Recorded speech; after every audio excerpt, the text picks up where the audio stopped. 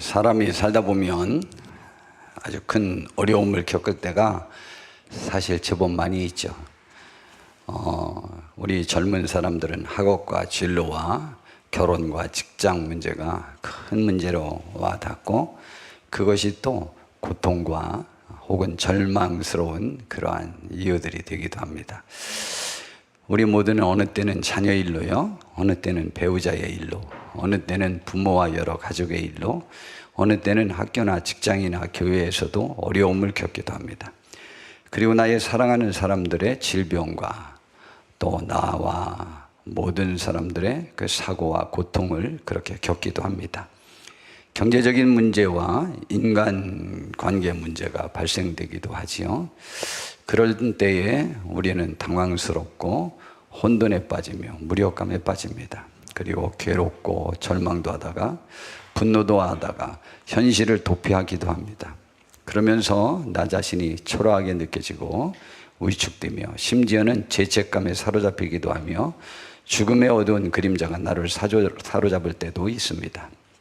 어느 때는요, 우리 신앙이 깊은 우리 성도님들도 혹은 저도 기도도 되지 않고 막막함이 우리를 완전히 큰 수렁으로 이끌어가기도 합니다. 이러할 때 우리는 어떻게 하고 무슨 말을 외쳐야 할까요? 어떻게 해야 될까요?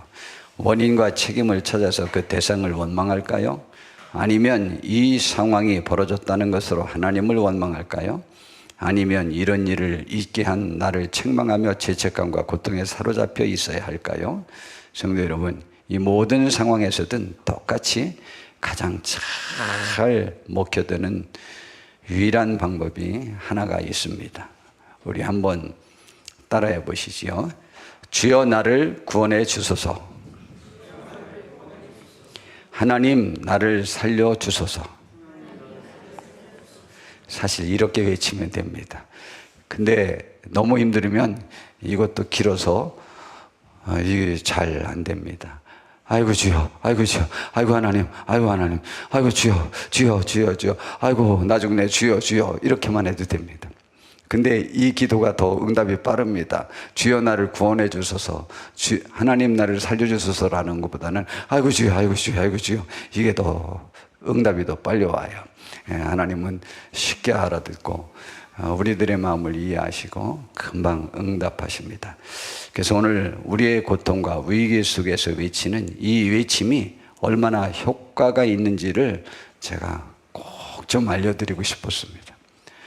그래서 오늘 설교의 제목을 감당 못할 고통과 절망의 위기 속에서 부르짖을 가장 복된 외침, 가장 효과 있는 유일한 외침이 무엇인가에 관해서 살펴보려고 하는 거예요. 그래서 또 다른 그 제목으로는 믿음의 걸음을 걷다가 우리는 두려움의 시선으로 빠져 들어갈 때 우리가 어떤 소리를 외치면 되겠는가, 그리고 그 외침의 효과가 얼마나 큰지 오늘 살펴보면서 우리들의 삶의 모든 상황 속에서 정말로 만병통치약처럼 이것이 쓰임받을 수 있다는 사실, 만병통치약뿐만이 아닙니다. 모든 일에 해결함을 줄 수 있는 그 하나님의 은총을 우리 깨닫고 우리가 주께 부르짖을 수 있는 축복이 있는 성도님들이 되기를 진심으로 바랍니다. 오늘 본문의 내용은 마태복음 14장에 나와 있는 내용인데, 예수님께서 오병이어의 기적을 베풀었죠. 여자와 어린아이를 제외한 5,000명이 모인 무리 속에서 그들이 오랫동안 설교를 들어서 배가 고파서 이제 집으로 돌아가야 되는데 예수님께서는 그들에게 음식을 먹이고 싶으셨던 거예요. 그런데 거기에 여자와 어린이를 제외한 남자 장정수만 5,000명이니까 분명히 거긴 10,000명 이상 되었고 15,000명까지 충분히 되었을 것입니다. 그 많은 인원을 먹이려고 하니까 이거는 그걸 구할 돈도 없고, 돈이 있다고 할지라도 그 떡을 지금 당장 가서 음식을 해올 곳도 없습니다. 그런데 예수님께서 어린아이 한 아이가 보리떡 5개, 그래서 물고기 2마리 있는 한 끼 점심 식사 분량으로 그들에게 풍족히 먹였습니다. 아주 호화로운 값이 나가는 그러한 음식은 아니었지만 일용할 양식에는 그것으로 충분했던 것들을 먹였습니다. 이스라엘 백성들이 난리가 났습니다. 이 사람이 메시아다. 그러니 이분을 지금 왕으로 세우자라고 말했습니다. 그랬는데 예수님께서는 제자들을 먼저 바다 건너편으로 건너가라고 그랬어요. 그리고는 혼자 남으셔서 무리를 흩으셨다고 그랬습니다. 기가 막히죠? 저는 지도자가 무엇인지에 관해서, 저는 지도자상에 관해서 정말 거의 모든 것을 예수님에게서 저는 저의 마음속에 각인되었습니다. 이게 지도자다. 헛된 욕심으로 제자들 구실 삼아 자기가 왕이 되고 싶어하는 자는 절대 지도자가 아니다. 저는 아주 이런 가르침에서 진정한 지도자, 우리 대한민국의 대통령이 되는 사람들은 절대 이렇게 안 하죠. 그래서 는 참된 지도자들이 아니라고 생각합니다. 자, 그런데 여하튼 다는 아니고요. 자, 그런데 여하튼 그러고 난 다음에 예수님이 밤늦게까지 산에 올라가서 기도를 하셨습니다. 그런데 밤 사경에 제자들이, 어부 출신들이 거기에 6명 혹은 7명이나 있거든요. 베드로 얼마나 능숙합니까? 베테랑 어부인데. 그런데요, 밤 사경에, 이 시간은 새벽 3시부터 6시 사이경의 시간을 말합니다. 그러면은 그들이 상당히, 그게 그렇게 밤새워 지나가야 될 그러한 갈릴리 호수가 아니거든요. 건너가는데. 그리고 그 능숙한 그 어부 출신들이 말이에요. 그런데 그때 큰 풍랑이 일어났을 때 예수님이 그들에게 걸어왔습니다.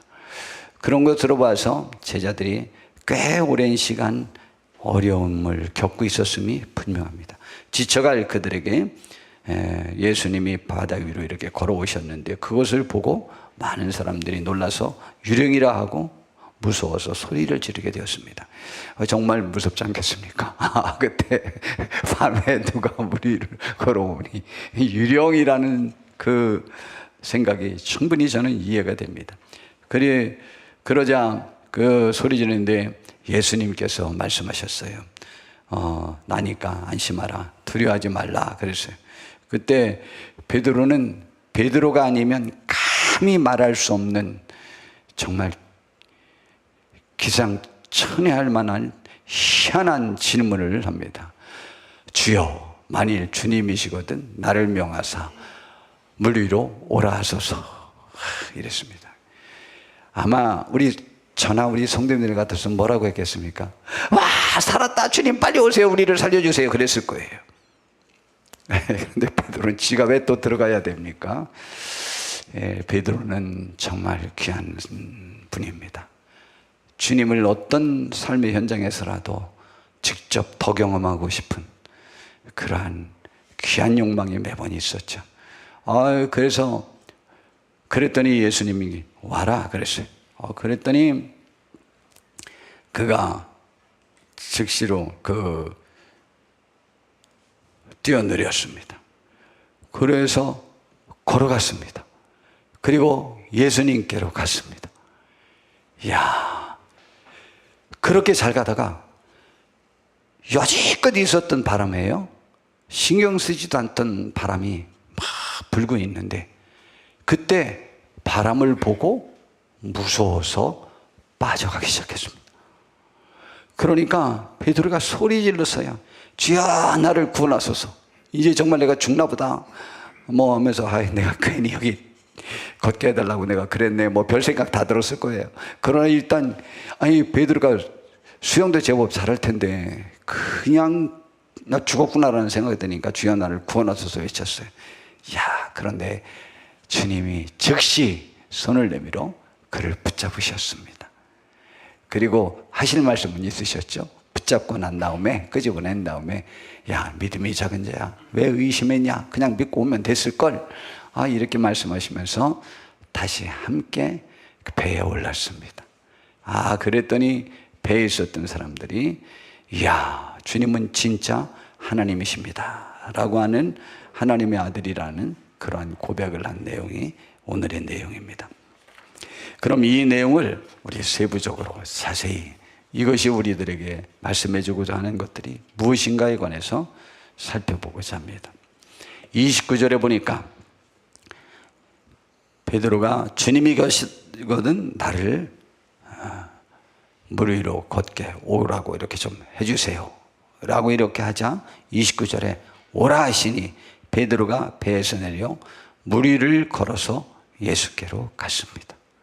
예수께로 갈 때 주님의 말씀 믿고 풍랑 속에 뛰어들어서 자기조차도 그 풍랑을 감당할 수 없었던 풍랑이었고 조금 후에 빠져 들어갈 때도 죽는구나라고 생각할 만한 그러한 큰 풍랑이었어요. 그런데 주님이 오라 라는 말씀을 하시자 그 즉시로 뛰어들어서 그 말씀을 믿고 갈 때는 갔어요. 그러다가 그 풍랑을 높이 이렇게 풍랑을 치니까 그것을 바라봤습니다. 그런데 그 바람을 봤어요. 보는 순간 그게 문제가 일어났어요. 무서워서 빠져들어갔습니다. 이야, 아주 좋은 예화가 소개되어서 제가 하나 소개하겠습니다.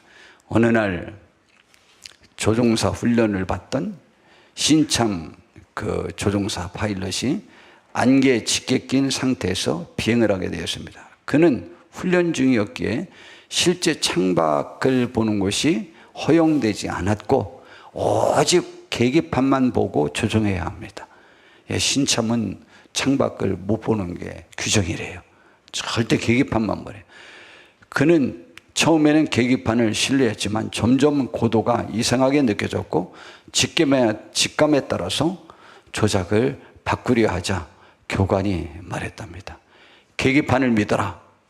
내 느낌이 아니라 계기판이 생명을 살린다 라는 말을 듣고 결국 그는 그 계기판의 지시, 가르침에 순종을 했고 무사히 착륙을 했었다는 것입니다.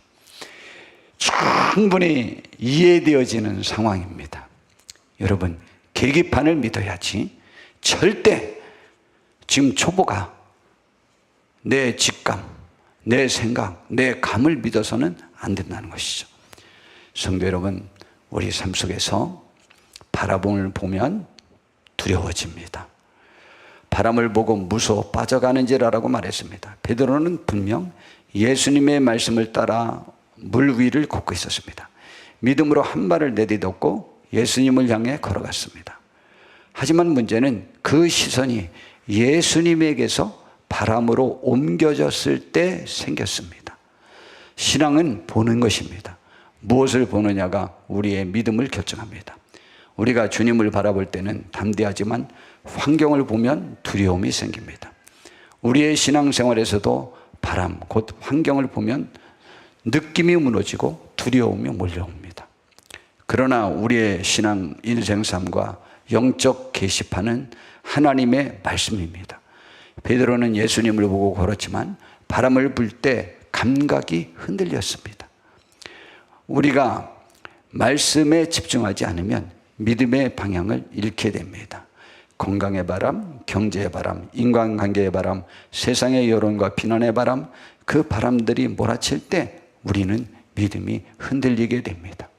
그때 우리는 우리의 바람, 우리의 감각, 우리의 생각에 사로잡히지 말고 말씀에 근거한 주를 의지하는 믿음에 나의 삶을 맡길 때 내 삶이 빠져들어가지 않고 수렁으로 깊이 들어가서 죽음의 문턱까지 가게 되는 그러한 상황이 벌어지지 않게 됩니다.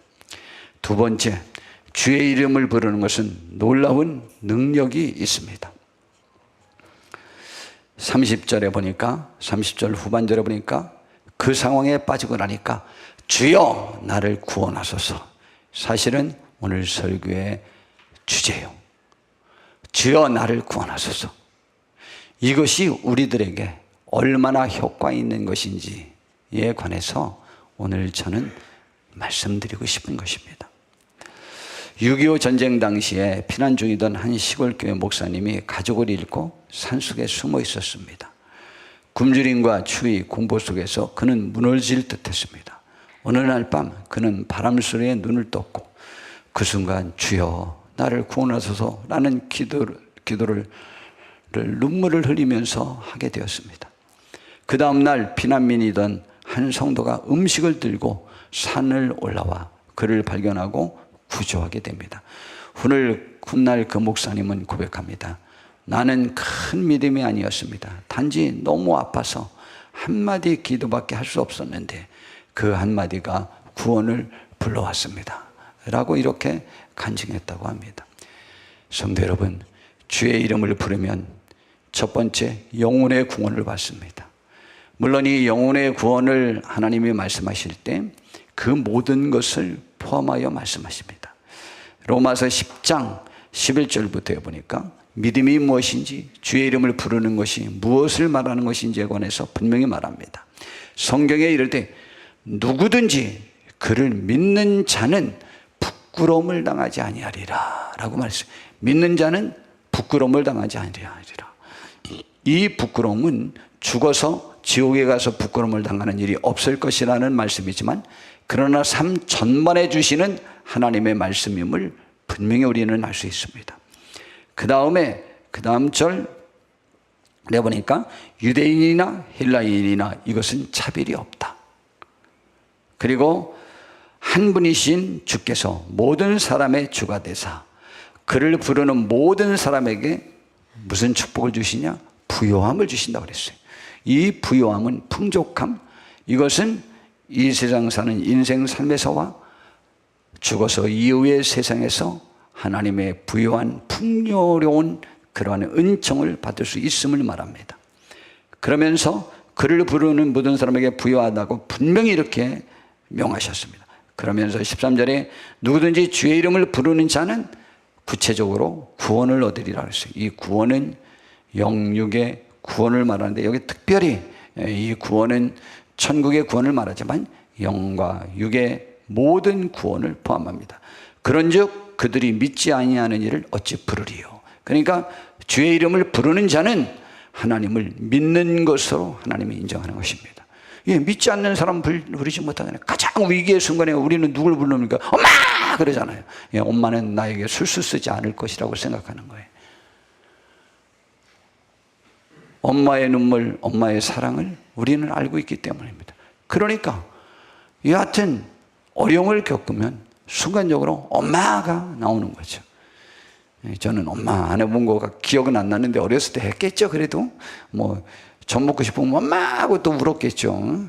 자, 그런데 여하튼 엄마는 모든 것을 해결해 주는 거예요. 엄마뿐 같은 그 하나님, 그 하나님의 축복이 임하게 되는 것이죠. 그걸 의지하고 믿을 때 소리 질러지는 것입니다. 두 번째, 주의 이름으로 사탄과 귀신이 쫓아나고 병이 고쳐지고 삶의 모든 해결함이 실제적으로는 이루어지고 있습니다. 성경 전반에 그 이야기로 가득 차 있습니다. 구원의 이야기로 가득 차 있습니다. 그중 대표적인 주의 이름이 무엇을 의미하는지를 하나 예를 들어본다면, 사도행전 3장에 보니까 이제 사도행전 2장에 교회가 처음 세워졌지 않습니까? 그래서 베드로의 첫 번째 설교로 인하여 3,000명의 교인이 생겼어요. 그런데 그때 그 성도들은 사도들과 함께 하루에 3번씩 성전에 올라가서 기도하는 습관이 있었습니다. 그래서 제9시 오후 3시 시간에 베드로와 요한이 성전에 기도하러 올라가는데, 성전 미문 옆에서 구걸을 하는 나면서부터 안진뱅이였던 약 40여 세 되는 그러한 사람이 있었습니다. 근데 예수님 베드로와 요한이 그를 주목하여 보다가 그에게 말했습니다. 나를 보라. 그래서 무엇을 얻을까 하고 쳐다보겠는데, 그때 6절에 베드로가 이르되 은과 금은 내게 없거니와 내게 있는 이것을 내게 주노니 나사렛 예수 그리스도의 이름, 그 이름으로 일어나 걸으라. 그 이름으로 주여 나를 구원해 주소서 할 때도 구원함이 있고, 그 이름으로 남을 구원하라고 명령해도 구원함을 받는 것입니다. 그런데 그가요, 일어나서 걷기도 하고 뛰기도 하며 성전에 들어가서 막 하나님을 찬양하고 해서 이 일로 인해서 5천 명이나 예수님 믿게 되었어요. 그때 또 베드로가 설교했죠. 이야, 너희들이 왜 우리가 그 고침받은 사람이 막 베드로 옆에 와서 막 같이 붙잡고 또 뭐 좋아하고 그러고 있으니까 그 다 아는 거죠. 베드로가 고친 걸. 그러니까 왜 우리의 경건이나 무슨 어떤 믿음으로 이것을 고친 거라고 생각하느냐? 그렇지 않다. 이것은 너희들이 못 박아 죽게 내어준 예수 그리스도를 믿는 그 믿음이 이 사람을 이렇게 걷게 했다, 온전케 했다는 것입니다. 여러분, 이것이 바로 예수 이름입니다. 그것으로 구하고 그것으로 명할 때 사실은 사탄도 물러갑니다. 실제로 사탄도 물러갑니다. 그리고 귀신도 물러갑니다. 그리고 질병도 물러갑니다. 그리고 나의 염려, 고통도 물러갑니다. 환경의 묶음에서도 풀어지는 놀라운 역사가 일어납니다. 여러분, 그 믿음의 정도에 따라 다르긴 하지만은 우리는 믿고 부르짖고 나에게와 나와 관계된 모든 일들에 대하여 우리는 명할 수 있어야만 합니다. 그런 축복이 우리에게 있길 바라고, 이 예수 이름의 그 부르짖음의 능력이 얼마나 큰지 우리는 알아야만 하는 것입니다. 그 다음에 세 번째, 주님은 우리의 연약한 우리의 부르짖음 속에서도 즉시 손을 내밀어 구원해 주십니다.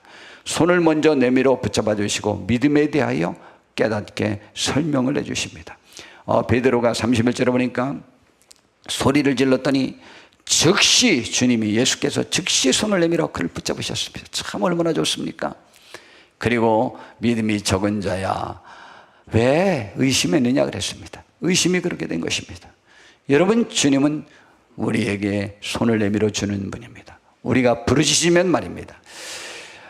역사상 가장 설교를 잘했던 분이 누구냐라고 했을 때 설교의 황태자, 그러면 스펄전 목사님을 말합니다.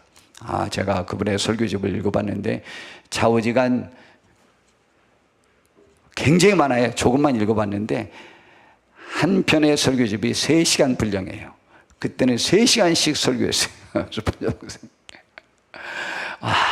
그런데요, 뭐 놀라운 막 구름대와 같이, 그때 그렇게 많이 모인 교회는 세계에 없었으니까요. 그렇게 몰려왔었죠. 설교의 황태자 스펄전 목사는 우울증과, 그런데 건강 악화로 어려움을 겪을 때가 굉장히 많았답니다. 어느 날 그는 고백합니다. 나는 믿음이 커서가 아니라 오직 믿음으로 살아가는 것이 두려움과 우울을 이기게 했다라고 말했습니다. 그래서 한 제자가 물어보았답니다. 목사님, 그렇게 믿음이 강해서 늘 이기시나요? 그러자 스펄전 목사님은 웃으면서 대답을 했답니다. 나는 바람이 불 때마다 빠져가지만 그때마다 주여 나를 구원하소서라고 부르짖을 수 있는 은혜가 나를 붙듭니다. 그 부르짖을 수 있는 은혜, 그것이 나를 붙잡아 준 거지. 내가 믿음이 큰 게 아니다. 믿음이 약해지고 흔들려서 빠져들어가는데 한 가지 내가 하나님께로부터 은혜를 받았는데 그때마다 주여 나를 구원해 주셔서 외칠 수 있는 그 은혜를, 그 믿음이 나를 이렇게 붙잡아 주었다라고 하는 것입니다. 여러분은 우리의 삶에 우리는 붙잡아 우리 주께 구원해달라고 외치셔야만 합니다. 주님은 이 시간 우리들에게 손을 내밀려고 기다리고 계십니다. 주님은 우리를 살피고 계실 것이라고 생각하고 계시죠. 우리가 어디 있는지 모르다가 우리가 부르짖으니까 그때 소리짓고 뭐 어디냐, 천사들에게 찾아봐라, 이렇게 하는 게 아닙니다. 다 보고 계십니다. 그런데 우리의 믿음이 하나님 앞에 합당하도록 하나님 앞에 부르짖는 그 일이 우리들 속에서 벌어지기를 기대하고 있습니다. 이 일에 관해서 우리는 믿지 못하십니까?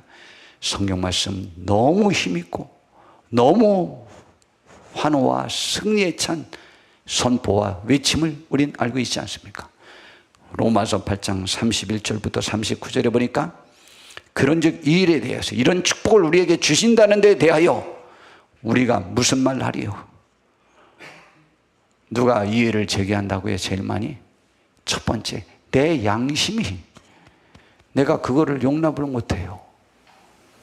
근데 내 양심을 지배하여 하나님 앞에 나아가지 못하고 스스로 자기감에 빠져서 자기를 책망하고 스스로 멸망의 구렁텅이에서 빠져나오게 못 만드는 내 양심을 지배해서 뒤흔드는 것이 사탄입니다.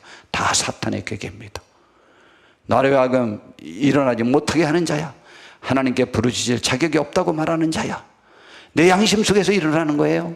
내가 보니까 나는 죄도 졌고 뭐 잘못했고 상황도 잘못 판단했고 미련하고 뭐라고 내가 잘못 결정했어 뭐 했어 내가 죄를 져서 그래 뭐 이런 생각이 있겠죠. 근데 하나님은 그때 뭐라고 말씀하시느냐, 그것은 사탄이 준 것이라는 거죠. 그러므로 우리는 그때 사탄아 물러가라, 나를 잘먹게 하고 나를 죄책에 빠져서 아무것도 못하게 꼼짝 못하게 만드는 나의 연약함에 내가 스스로 자포자기하게 만드는 이러한 모든 악한 마귀야 물러가라 라고 외쳐야 돼요. 이래 돼야 우리가 무슨 말 하래요? 만일 하나님이 우리를 위하시는데 누가 대적할 수 있느냐 말이죠. 우리는 그것에서 우리는 벗어나야만 합니다. 그러면서 그 근거로 자기 아들을 아끼지 아니하시고 우리 모든 사람을 위해 내주시니가 어찌 그 아들과 함께 모든 것을 우리에게 주시지 않겠느냐. 당연하지 않습니까? 아들 주시니까 다른 걸 안 줘요? 지금 삶의 어려움으로 외치는 것 해결해 주시지 않습니까? 아들 주시니까 그 선물 안 줘요? 아들 주시니까 또 안 줘요? 누가 너희 하나님의 택하신 자들을 고발하리요, 의롭다 하신 이는 하나님이시니 누가 우리를 정죄하겠느냐. 죽으실 뿐 아니라 다시 살아나신 이는 그리스도 예수시니 그는 지금도 하나님 우편에 계신 자요 지금도 우리를 위해 간구하고 계시는 자입니다. 누가 우리를 그리스도의 사랑에서 끊을 수 있겠느냐 말입니다. 환난이나 공고나 박해나 기근이나 적신이나 위험이나 칼이라 기록된 바 우리가 종일 주를 위해 죽임을 당하게 되며 도살당할 양같이 여김을 받았다고 할지라도 그러나 그런 함과 같으니라. 그러나 이 모든 일에 우리를 사랑하시는 이로 말미암아 우리가 넉넉히 이긴다고 말했습니다. 그래서 내가 확신하노니 사망이나 생명이나 천사들이나 권세자들이나 현재일이나 장래일이나 능력이나 높음이나 기쁨이나 다른 어떤 피조물이라도 우리를 우리 주 그리스도 예수 안에 있는 하나님의 사랑에서 끊을 수 없을 것이라고 말합니다. 이건 영적 세계나 물질 세계나 보이는 세계나 다른 세계 모든 세계에서도 우리를 이길 권세는 없다고 하는 것입니다. 그러므로 우리는 이 사실을 믿으셔야 됩니다. 환난은 네 번째로 어떤 축복을 받는지 압니까? 이 환난은 주님의 손을 잡을 기회가 생깁니다. 주님과 함께 걷는 것을 깊이 깨달을 기회가 생깁니다. 32절에 보니까 배에 함께 오름에 바람이 그치는지라. 이야, 혼자 주님 보고 걸어갈 때도 삼삼했겠지만 이 주님 손잡고 같이 올라갈 때 나머지 11 제자가 이 배들을 보면서 얼마나 바라볼 때 얼마나 기분 삼삼 진짜 황홀했지 않겠습니까? 예, 황홀했습니다. 예, 주님은 우리와 함께 할 것이라고 약속했습니다. 마태복음 26장 16절에서 27절에 보면 우리를 지상 대명령 온 세계에 나가서 복음을 전하라는 말씀을 주시잖아요. 그러면서 그들에게 20절에 보니까 내가 너희에게 분반 모든 것을 가르쳐 지키게 하라. 그런데 볼지어다 내가 그 현장에 세상 끝날까지 너희와 항상 함께 있을 것이라고 약속하셨습니다. 우리가 주의 사역에서 어떤 생각을 갖는다고 할지라도 우리와 주님이 주님 만날 때까지 세상 끝날까지 함께 하실 것을 믿는 우리가 되기를 바랍니다. 그 다음에 5번째 큰 축복이 있습니다. 환난이 주님의 이름을 부르면서 축복을 받음으로 인해서 우리에게 주어지는 것이 있는데 우리의 신앙을 한 단계 더 자라게 합니다. 오늘 33절에 보니까 배에 있는 사람들이 예수께 절하며 이르되 진실로 하나님의 아들이로소이다. 그냥 조금만 어렴풋이 알았던 것은 확실히 고백할 수 있는 계기가 마련된 거죠. 예수님의 존재, 하나님의 존재, 그분의 능력, 그분의 도우심이 얼마나 직접적이며 얼마나 능력이 있고 얼마나 힘 있는 것인지에 관해서 확실히 깨닫게 하는 계기를 갖게 됩니다. 그래서 말씀의 가치를 깨닫게 됩니다. 첫 번째 깨닫는 것은요, 그래서 말씀의 가치를 깨닫는 거예요. 그래서 시편 119편 71절을 보니까 고난당한 것이 내게 유익이라. 이로 말미암아 내가 주의 율례들을 배우게 되었는데 주의 율례가 뭘 배웠느냐? 주의 입의 법이 내게는 천천금문보다 좋다는 것을 내가 깨달았다. 가장 큰 재산이라는 것을 깨달은 거예요. 그 다음에 헛된 것을 의지하지 않게 합니다. 시편 46편 1절부터 보니까 하나님은 우리 피난처시요 힘이시니 환난 중에 만날 큰 도움이시라. 그러므로 땅이 변하든지 산이 흔들려 바다 가운데 빠지든지 바닷물이 솟아나고 뛰놀든지 그것으로 산이 넘침으로 산이 흔들릴지라도 우리는 두려워하지 아니할 수 있는 그 가치를 깨닫게 됩니다. 그러면서 잠언 29장 25절부터 보니까 사람을 두려워하면 올무에 걸리거니와 여호와를 의지하는 자는 안전하리라. 어려운 시기에 주권자에게 은혜를 구하는 자가 많으나 사람의 일의 작정은 하나님께 있으니 그 문제의 해결은 하나님께 있음을 깨닫게 되는 것입니다. 여러분, 큰 환난을 당하지 않고는 이것을 깨닫지 못하고 내가 어떻게 하면 지혜롭게 잘 기회주의자처럼 처신을 잘해서 남에게로부터 뭘 도움을 받을 수 있는 인간관계를 잘 형성해야 되겠다. 그것이 필요 없다는 것이 아닙니다. 그곳에서 구원이 오는 것이 아니고 하나님의 해결로 인하여 그들이 돕도록 하는 것입니다. 여러분, 이 도움의 원천을 깨닫게 되는 것입니다. 우리의 믿음이 한 단계 성장하게 되죠. 그러므로 이제 오늘 말씀을 마무리하면서 우리 복된 모든 성도님들이 우리 모두 환난을 극복하고 주의 이름을 불러서 제가 오늘 읽어드릴 시편의 말씀대로 우리가 바라던 축복에 다 도달하는 귀한 성도님들이 되시기를 아주 진심으로 바랍니다. 제가 굉장히 좋아하는 시편의 말씀입니다. 시편 107편에 보니까 107편 17절부터 보니까 미련한 자들은 그들의 죄악의 길을 따르고 그들의 악을 범하기 때문에 고난을 받아. 그들은 그들의 모든 음식들을 싫어하게 되어 사망의 문에 이르렀도다. 그런데 그때 이에 그들이 고통 때문에 여호와께 부르짖으매. 그때 그래도 하나님께 부르짖으매 그가 그들의 고통에서 그들을 구원하시되, 뭐로 구원하시느냐? 그가 그의 말씀을 보내어 그들을 고치시고 삶의 원리를 깨닫게 하시고 삶의 방향을 고치시고 위험한 지경에서 건지시는도다. 뭘 보내주신다고요? 말씀이 깨달아지는 거예요. 말씀의 가치가. 여호와의 인자하심과 인생에게 행하신 기적으로 말미암아 그를 그러니까 찬송해라. 감사제를 드리며 노래하며 그의 행하신 일을 선포할지어다. 다음 주일이 감사주일이에요. 맥주감사주일, 천년매 감사주일. 그러면서 23절에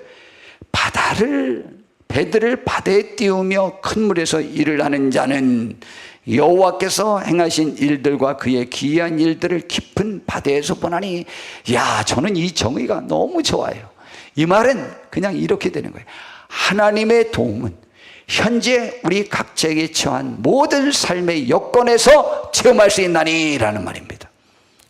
목사님이 돼야 뭐가 돼야 어떤 상황에서야 하나님의 능력을 체험할 수 있는 것이 아니고 삶의 현장에서, 각자의 삶의 현장에서 하나님의 기이한 일을 볼 수 있다는 것입니다. 말씀 너무 좋죠. 참 다 이런 줄은 알고 있지만 구체적으로 성경에서도 이렇게 표현해 주실 때 너무 좋지 않습니까? 그래서 이제 26절에 보니까 그들이 하늘로 솟구쳤다가 깊은 곳으로 내려가나니 그의 위엄 때문에 그들의 영혼이 녹아가냐. 영혼이 녹아난다는 것은 이제 모든 자포자기해야 된다는 것을 말하는 거예요. 그들이 이리저리 구르며 취한 자같이 비틀거리니. 우리가 사실은 어려움을 당하면은요, 지혜롭고 안정스러웠던 사람이라도 갑자기 안정이 안 돼요. 갑자기 호들갑 떨고 갑자기 이랬대 저랬다, 이래야 되나 저래야 되나 막 그렇습니다. 실제 그렇습니다. 예, 그렇게 됩니다. 그냥 좀 취한 자같이 비틀거리니 그들의 모든 지각이 혼돈 속에 빠져버리기만 합니다. 이에 그들이 그 고통 때문에 여호와께 부르짖음에, 또 부르짖음에가 나오죠. 주여 나를 구원해 주소서. 이제 아무것도 생각이 안 나니까 아이고 모르겠다, 주여 나 좀 살려주세요, 막 이렇게 나오는 거죠. 그가 그들의 고통에서 그들을 인도하여 내시고 광풍을 고요하게 하사 물결을 잔잔하게 하시는도다. 30절 표현이 저 개역성경에는 굉장히 시어처럼 아주 아름다운데, 요건 좀 표현이 바뀌었어요. 그들이 평안함으로 말미암아 기뻐하는 중에 여호와께서 그들이 바라는 항구로 인도하시는도다. 개역 성경에서는 뭐라고 말하냐면 그들의 소원의 항구로 인도하시는도다. 이게 왠지 모르게 한자어를 사용한 것이 익숙해서 그러지만 소원의 폭으로, 소원의 폭으로 인도하시는도다 라고 개역 성경에서는 그랬어요. 예, 오늘 하나님께서 오늘 예배에 참석한 모든 성도님들에게 우리의 좌우지간 이리 구르고 저리 구르고 취한같이 비틀거리고 취한자같이 그리고 하여튼 모든 지각이 혼란에 빠져서 도대체 뭘 어떻게 해야 될지 하나도 생각이 안 날 때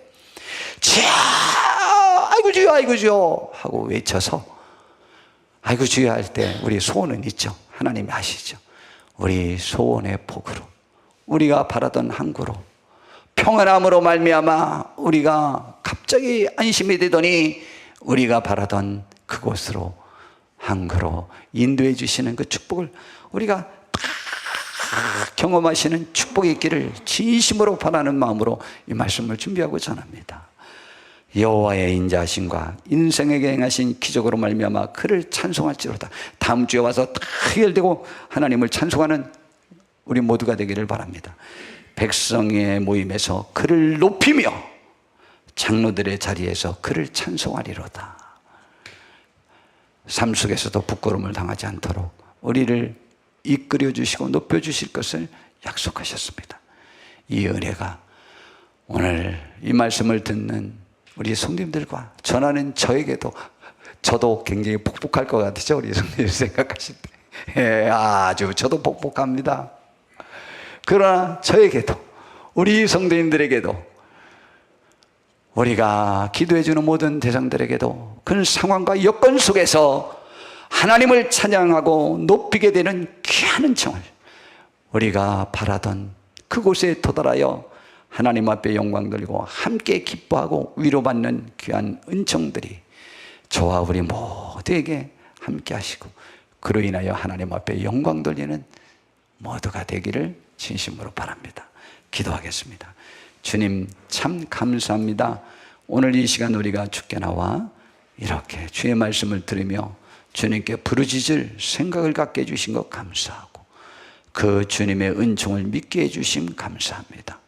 그 주님의 은총을 체험하여 주께 영광 돌리는 우리가 되게 하옵시고 다음 주에 우리가 기쁨으로 나와 주께 크게 영광 돌리게 하옵소서.